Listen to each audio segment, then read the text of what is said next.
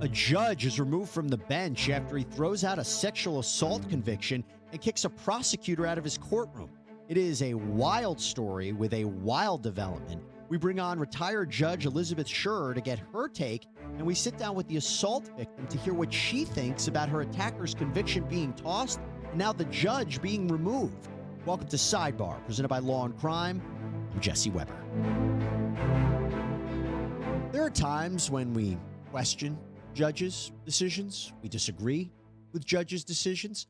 But what if I told you that a judge was actually removed from the bench for allowing a man originally convicted of sexual assault to go free? I'm going to explain this. So let's go to Chicago, Illinois.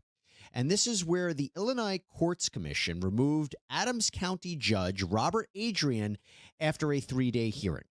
The commission writing that Adrian, quote, abused his position of power to indulge his own sense of justice while circumventing the law, did this when he threw out Drew Clinton's conviction for sexual assault of a 16-year-old girl. In fact, instead of sentencing Mr. Clinton to the mandatory 4-year prison term, Adrian threw out Clinton's conviction, saying sending him to prison would not be, quote, just, and that the 148 days he had already spent in jail was punishment enough. By the way, it was Adrian who originally found Clinton guilty. This was a bench trial in front of him, so he seems to have had this change of opinion. It's our understanding that he found Clinton originally not guilty of 2 other charges as well. So the victim in this case, who has come forward publicly as Cameron Vaughan, said that after throwing out the conviction, Adrian said, quote, this is what happens whenever parents allow teenagers to drink alcohol to swim in pools with their undergarments on. Now, putting this incident to the side, the commission cited another event as well in their decision. They say that Adrian kicked a prosecutor out of his courtroom after this prosecutor liked a comment on social media that was critical of Adrian. The commission stating that in all, Adrian's conduct was prejudicial to the administration of justice and brought his judicial office into disrepute. The commission found that Adrian violated the Code of Judicial Conduct rules regarding judges upholding the integrity and independence of the judiciary, avoiding impropriety, and being impartial. Adrian told the Chicago Tribune that the commission's decision to remove him from the bench is, quote, totally a miscarriage of justice. I did what was right. I've always told the truth about it. Let me bring on right now retired Judge Elizabeth Scherer, who practices at the Conrad and Scherer law firm. Judge, great to see you. What are your initial impressions of this decision by the commission? I'm a little shocked, not at the decision, but at the whole situation. It's unbelievable. Um, I think that the commission's decision was spot on. I think that this happens probably too much, and people usually don't complain about it. In other words, prosecutors, victims, defense attorneys probably let things slide because this is the judge. We're going to have to appear in front of this judge in future proceedings. But I think that from what I've read and the factual complaint, I think that this was warranted. I think that this judge was way off base in his decision to essentially reverse himself. Let's talk about that, because I was very excited to talk to you about this. We hadn't talked before. I didn't know what your opinion would be about it. I actually thought that you might say, look, it's dangerous to second guess a judge's decision here. The judge looked at the evidence. It would be in his rights to reverse a conviction, especially if he came forward with the original finding of guilt. I think the judge made some questionable comments, or allegedly made some questionable comments. But from the other side, do you have any concern that a judge's decision here is being not only being second guessed, but he's essentially being fired for it? I mean, this is judging 101, okay? Right. You can't rent. Imagine if a jury had done this. If this case was in front of a jury, which in my opinion it should have been, um, a jury can't come back 3 months later and say, we found this guy guilty. We want to change our mind. No, once that decision is announced in open court, that's the decision. So if he had any question in his mind initially, he should have said, I need to think about this. I need to defer ruling. I want to take the matter under advisement. But he found this guy guilty beyond a reasonable doubt. And once that sentence is pronounced, a judge doesn't sit in an appellate capacity of himself, and you can't reverse a decision. Jeopardy has attached. It's done. You cannot reverse yourself. This was completely inappropriate, and it goes against, just like I said, basics, judging 101. Let's be clear. So you've never seen an example where a judge has found someone guilty and then said, you know what, I'm reversing it. That doesn't happen. It shouldn't happen. I've never Hmm. heard of it happening, and if it does, it absolutely shouldn't. Because, like I said, it's no different than a jury pronouncing its verdict, rendering its verdict. A jury cannot then come back and say, "I changed my mind." No, the decision is final, and obviously, this judge shouldn't have been making this decision. This should have been in front of a jury, And by the in my way, opinion. the commission also said that Adrian, for lack of a better word, lied. So they say that when Adrian appeared before the Illinois Judicial Inquiry Board, testified under oath, he claimed his decision to throw out Clinton's conviction was because the prosecution had not proved beyond a reasonable doubt that the victim was incapable of giving her consent. But the commission said that that testimony was false. They said that he reversed the guilty conviction in order to avoid imposing the mandatory prison sentence on Clinton. So what do you Uh-huh. make of that?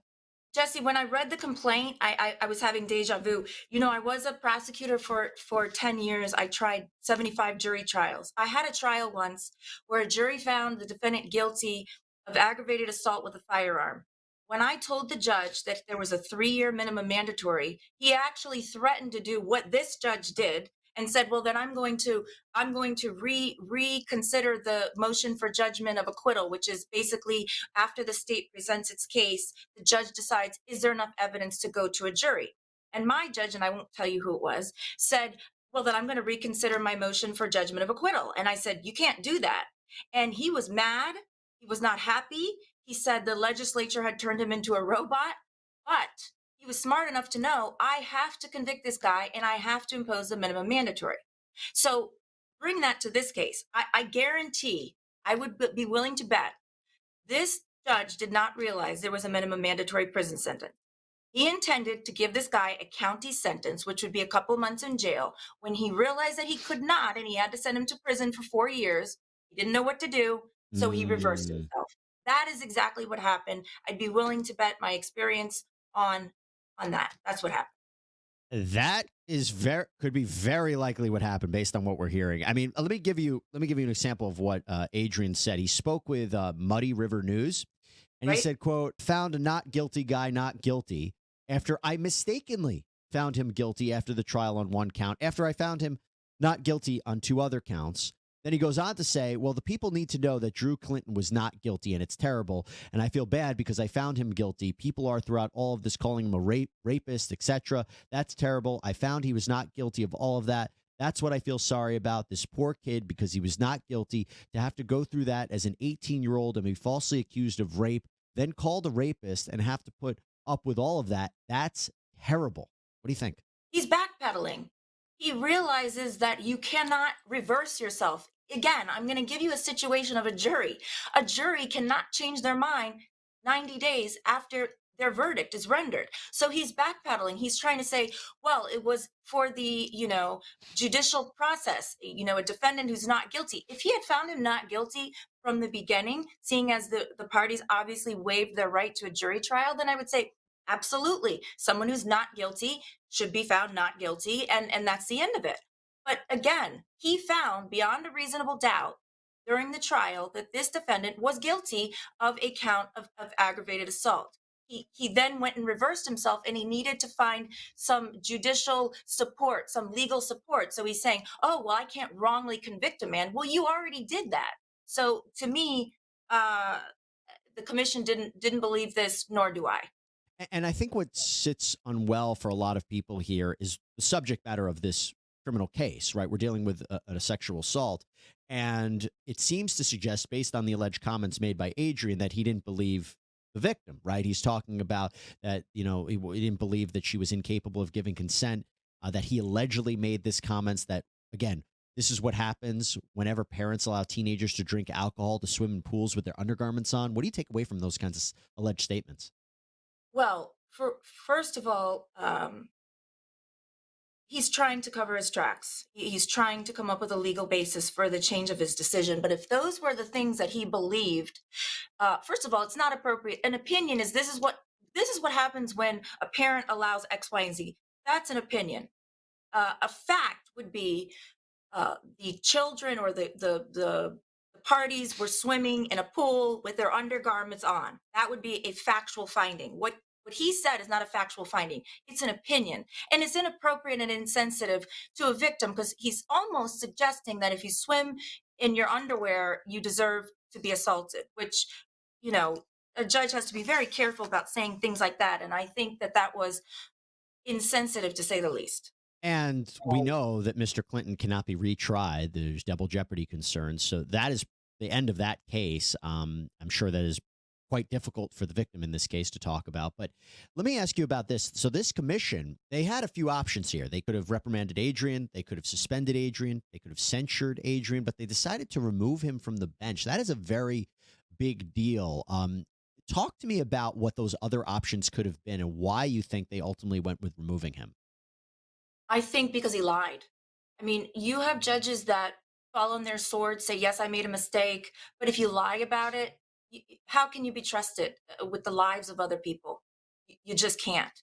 And his decision to do this, he couldn't just say, because he even admits, he couldn't just say, I've changed my mind because I don't want to impose a 4-year minimum mandatory. I don't think that that is um, a just outcome in this case. And he says that he was going to find that 4-year minimum mandatory statute unconstitutional, but he knew he would be reversed. That's essentially saying, I don't agree with the 4-year min man, but I know I have to go with it or I'll be reversed. So therefore, I'm going to lie and say that I'm going to find something different than I found originally.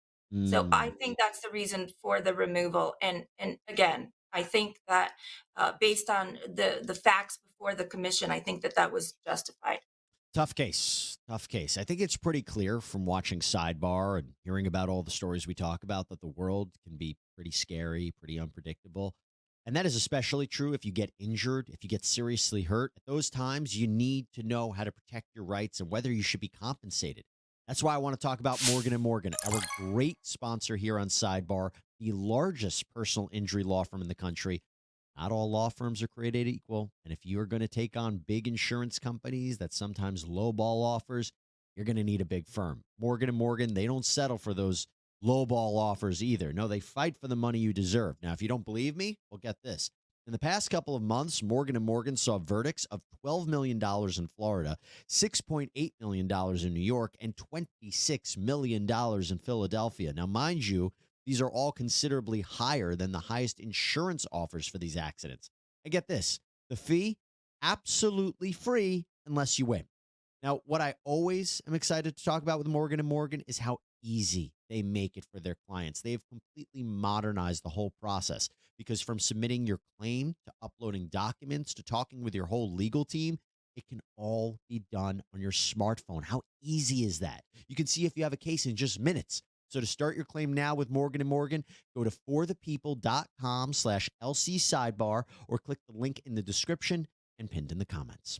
Asked about whether, by Muddy River News, whether there's any appeal process or anything. He responded, there is not. I mean, you could file a lawsuit in a federal court for violation of property rights or whatever. That's never been successful. I wouldn't think about doing that. That's not an avenue, especially in Illinois and this climate. I wanted your take on that in terms of him ever being able to be back on the bench or him filing some sort of legal action to be back on the bench. It sounds like, he also, I think, told Muddy River News that he was planning on retiring anyway. But what do you make of his options moving forward and whether there's any way that he could be back on the bench? Okay, so in Florida, we do it a little differently. If a judge wants to contest charges brought against the judge has a trial, so to speak. Well, it is a trial, and it's in front of the commission. The commission makes findings, and then the Florida Supreme Court either says yes or no. Either goes along with their findings, goes along with their recommendation, or says no. Our Florida Supreme Court has said no. We're not going to reprimand this judge. We're going to remove this judge, and that's the final answer. It looks like in Illinois that it's only done by the state judiciary board, which may be comprised of their high court members. I see that there are judges on this board. Whether or not those are their highest court, their Supreme Court judges or not, but it looks like that's their process, and there is no appeal. Judge Scherer, let me ask you this before we let you go. Sure. So typically speaking, when a judge makes a decision, they're immune from facing any sort of And if there's not this kind of situation where the commission not only questions what they did and removes them, but a judge's decision is generally immune from being facing any kind of legal liability, being sued for their decision, correct? And so my question now is the fact that his decision has not only been questioned, it has now resulted in him being removed. Does he open himself up to any kind of legal liability, any kind of lawsuits? I don't believe so, because I believe a judge still has sovereign immunity, immunity from the decisions that they make on the bench. He was still on the bench when he made this decision, so I don't think so. But I'll tell you this: the question of double jeopardy is very interesting, because I've never heard of this type of situation. Jeopardy attached when he rendered his first verdict. Technically, his second verdict was an illegality, and maybe should be reconsidered by the higher court. I believe the Hmm. state would have a leg to stand on an appeal. That this was, a judge's decision that was. I believe there's a good argument that jeopardy shouldn't attach here, and I believe that if the state appealed, they'd have a shot at it. And I think because this is such a unique situation, and because this is so unfair and unjust to the victim, that perhaps the state might have an appeal. That's a really good point. In other words, his second consideration, his second ruling that this defendant is not guilty or that the conviction should be thrown out, you say that's invalid. That was illegal. Correct. It's a really good point. Interesting. I didn't think about it like that. Okay. Well, And, maybe and we'll think wait and about it, if it see. goes all the way up to the Supreme Court, I guarantee you they've never had a situation like this before, because this kind of thing doesn't happen. I told you in my case it almost happened. It didn't happen, but I saw where the judge's thinking was, which is why I'm, would bet that that's exactly what happened in this case. He didn't know about the 4-year minimum mandatory. So interesting. All right. We will wait to see what happens. Judge Scherer, thanks so much for coming on. Really appreciate it. Love talking to you.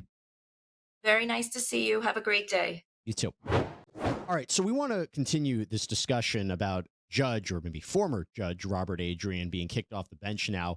With Cameron Vaughan, the young woman at the center of this case, Adrian had overturned Drew Clinton's conviction for sexually assaulting Cameron when she was 16. And now with Adrian being removed, let's talk about it. So, Cameron, thanks for coming on. I know you like to go by Cammy, so I'm going to call you Cammy.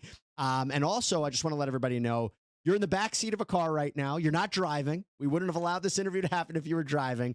But I know you're busy. You're very busy right now and have a lot going on. So appreciate you taking the time. So, Cammy, first of all, let me just start by saying I know that this must be a really difficult time, but it also might be a very interesting time for you in light of what happened. What is just your overall reaction to the judge that was overseeing this case now being removed off the bench? I mean, I was thrilled. Like, we've been waiting years for this now. It's been 2 years trying to get the judge removed. We'd had petitions and we sent so many letters in, and I was just beyond happy that they actually removed him. And you know what's interesting is he did an interview with a local media outlet where he says he feels Drew Clinton is not guilty. He feels empathetic that he was falsely accused of rape. I mean, he's doubling down on his decision and his thoughts. What's your reaction to that? I think it's just ridiculous because the judge is the one who looked over all the evidence. He could see all the evidence, all the proof of what had happened. It makes no sense why he's now saying that he's not guilty whenever Drew admitted to it. I'm curious why you think Adrian did this. There is some talk that, well, he didn't realize what the minimum was, that if he convicted Clinton, that he didn't realize he would have to send him to prison for 4 years, and said, I made a mistake. So now I'm just going to overturn his conviction because he didn't realize that he would have had to send him to prison. What do you think happened here? Just all based on of his opinion. Like, he is a judge. He knows the minimum mandatory sentence for rape. He's had other rape cases before. He knows what the minimum sentence is. He just didn't want to do it. He chose to let him free. He said, by law, I'm supposed to sentence this man to the Department of Corrections, but I will not do that. He knew that he was supposed to. He just, in his personal opinion, didn't want to do it. He said that, well, I looked at it again, and I think the prosecution did improve their case. Again, not because he didn't want to send Clinton to prison, but he says the prosecution didn't prove his case. I mean, one of the reasons we're covering this is because I've never heard of a judge finding someone guilty and then saying, nope, I'm going to reverse it. I really haven't. I mean, unless there was evidence to suggest the person didn't commit the crime. We haven't heard of something like this. So again, what do you think about that? Yeah, the thing is, there was no new evidence or anything. I mean, he found him guilty, and then nothing happened in between besides, sentencing day was the day he overturned his verdict. But there was no new evidence or anything that happened in between to even make him change his mind. So I have no idea what happened in between sentencing and the verdict. What was your reaction when you found out that he was overturning Clinton's conviction? I had to leave the courtroom. Right when he said it, I just was in tears and couldn't be in there anymore. I didn't even hear the whole thing. I had to leave. At one point, Adrian had said, this is what's happened when parents do not exercise the parental responsibilities, when we have adults, having parties for teenagers, and they allow co-eds and female people to swim in their underwear in their swimming pool. And then he went on to say, and no, underwear is not the same thing as swimming suits. They provide liquor to underage people, and you wonder how these things happen. What do you make of that statement? He's literally blaming me, blaming my parents and the people at the party for what happened. He said, this is what happens. What happens then? If he thinks I didn't get raped, what happens when that people drink and swim in their underwear then? The fact that he doesn't believe this or he has doubt about it, can you explain to our viewers and our listeners what this attack, the impact it had on your life? I mean, I dropped out of school, dropped out of all sports, and went completely online. It was so controversial in the town where everyone thought they either had to be on my side or Drew's side, and I just couldn't be around. I'd get looks, people would come up to me everywhere, and it wasn't the ideal situation. I thought people, whenever we went public with it, would just believe me, and they most did, but then there was the people who didn't, so it was super just controversial, and I ended up moving, actually, to Joplin, Missouri now. Yeah. Cammie, by the way, if you can tell us, why was this decided by Judge Adrian? I mean, why did this case not go to a jury? It was his decision, I'm pretty sure. I mean, I'm not 100% sure, but I'm pretty sure it was the judge who said, I'm going to set this as a bench trial instead of jury. I had no idea why even, but... Maybe Drew Clinton decided that. And speaking of Drew Clinton, by the way, now that it seems his conviction was overturned, unless something would change, are you concerned about the fact that he could be out there and is in the world? I mean, what is your feelings on that? Absolutely. I mean, I'm glad, thankfully, he's not around near me and he is in Michigan, but that doesn't mean there's not other women in Michigan that he could hurt. Luckily, he did try to get his name off the registry list, and the courts denied him, so he's still on the sex offender list. So at least he has to let jobs know and people know, his neighbors. Maybe that'll help not let anything else happen, but I tried to do something about it, and it didn't work. So hopefully he learned from his mistake and doesn't do it to any other woman. Cammie, thank you so much for coming on again. I know this must be a really, really difficult time for you, a complicated time for you, but it sounds to me like this is a situation where enough attention was brought to the matter. You were able to bring this to the commission's attention, and clearly something was done about it. Again, wishing you the best of luck, but thank you so much for taking the time to talk a little bit more about this. Thank you for having me. Well, everybody, that is all we have for you right now here on Sidebar. Thank you so much for watching us and joining us as always. Please subscribe on Apple Podcasts, Spotify, YouTube, wherever you get your podcasts. I'm Jesse Weber. Speak to you next time.